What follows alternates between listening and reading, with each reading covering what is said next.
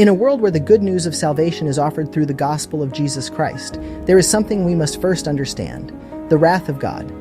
The Apostle Paul, in his letter to the Romans, speaks of a truth that many overlook, but it is the very backdrop to understanding the good news. It is the revelation of God's anger, his wrath, toward all ungodliness and unrighteousness of men. In Romans chapter 1, verses 18 to 20, Paul introduces something that might seem unsettling at first: the wrath of God. But why does he start here? Why begin with wrath? Because no one can fully appreciate the good news of God's grace until they first understand the depth of their guilt before Him. The gospel, you see, is good news, but it is only good when we realize the bad news, our condition before a holy and righteous God.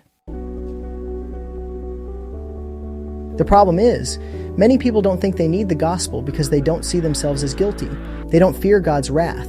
But the Apostle Paul tells us that God's anger is revealed from heaven against all ungodliness and unrighteousness of men, those who suppress the truth. God's wrath is not a trivial matter. It is not mere irritation or annoyance. No, it is a passionate fury, a righteous anger that burns against sin. The word wrath here, used in the Greek, speaks to an intense, divine anger. It's not the kind of anger we feel when we're cut off in traffic. This is a wrath that burns with passion. Against what? Against ungodliness and unrighteousness. What does this ungodliness and unrighteousness look like? Paul isn't just talking about immorality or irreverence in some abstract sense. He's talking about the suppression of truth, the deliberate hiding, repressing, and ignoring of the truth of God's revelation. Picture it like this: a spring, coiled and ready to burst free. We try to push it down, suppressing the truth of God that is revealed to us, but it resists. No matter how hard we try to push it down, the truth keeps pushing back up. This truth is not hidden. Paul says it is manifest, plainly seen. God has shown it to us. He has made himself known to all people through his creation. The stars, the mountains, the oceans, all of it declares the glory and power of God. And yet, we suppress that truth.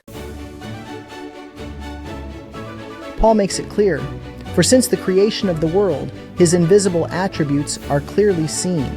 The great philosopher Immanuel Kant once argued that you can't move from the visible things of the world to an invisible God. But Paul shows us that Kant was wrong. Even though God is invisible, he reveals himself through the creation around us. God's invisible attributes, his eternal power and divine nature, are clearly seen through what he has made. The beauty of creation is not random. It's the revelation of a creator. The trees, the raindrops, the clouds in the sky, they all point back to God's eternal power. God's attributes are made manifest. His eternal power, his glory, is seen in every inch of creation. He reveals his moral perfection, his righteousness, his sovereignty. Through nature, we see the eternal creator who has the right to impose moral law on his creatures. This revelation is not obscure. It is plain to all who look. We are without excuse. Paul goes on to say that those who suppress this truth have no excuse before God. Imagine the plea we might give on the day of judgment. God, I didn't know you were there. If only you would have made yourself clear to me. Paul says that this excuse will not stand. We cannot claim ignorance when God has made himself known through creation. Although they knew God, they did not glorify him as God, nor were thankful. Instead of acknowledging the Creator, we chose to suppress the truth, to ignore the obvious, and turn to idols of our own making. And here Paul exposes man's folly. They became fools and exchanged the glory of the incorruptible God for an image made like corruptible man, and birds and four-footed animals and creeping things. We, knowing the truth of God, choose not to honor him. In our foolishness, we gave up the majesty of the eternal God for created things, idols of wood, stone, and even animals. This is idolatry, and it is the result of refusing to acknowledge the Creator.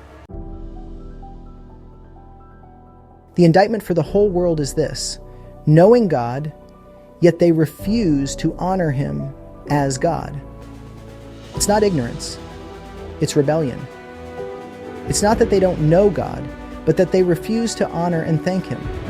Instead of acknowledging the one who made them, they turn to false gods, worshiping what they made instead of the Maker. And what's more, those who refuse to acknowledge the truth of God often claim wisdom. They profess to be wise. However, in reality, they are fools. It's frustrating, isn't it? We hear the ongoing debate between intelligent design and science, and yet, the true scientific understanding is that God is the creator of all. To deny this is not to be scientific, but to embrace foolishness. And yet, this foolishness is often paraded as wisdom. This is the great irony. In rejecting the truth of God, people don't become atheists. They become idolaters. They don't reject religion. They simply choose to exchange the glory of the incorruptible God for something corruptible. They worship the creation rather than the Creator. Paul makes it clear that everyone is without excuse. The truth is plain to us, but we suppress it in our unrighteousness. And God's wrath is revealed against this. It's not just about being immoral or irreverent. It's about ignoring the truth he has made clear to us. And yet, in the midst of this wrath, there is hope. The gospel that Paul speaks of, righteousness through faith in Jesus Christ, is the answer. But we can't truly appreciate the good news until we first understand the gravity of the bad news. So, before we can know the fullness of God's love, we must first recognize his righteousness and wrath. Only then can we run to him for salvation, knowing that Jesus Christ has taken the penalty for our sin. The wrath of God is real, but the grace of God is even greater. May we not suppress the truth, but may we receive it in humility and find our refuge in the Savior. If you enjoyed this content, please like and share these videos. Consider subscribing to our channel. Thanks for watching. This is Brian with Redefined-Life.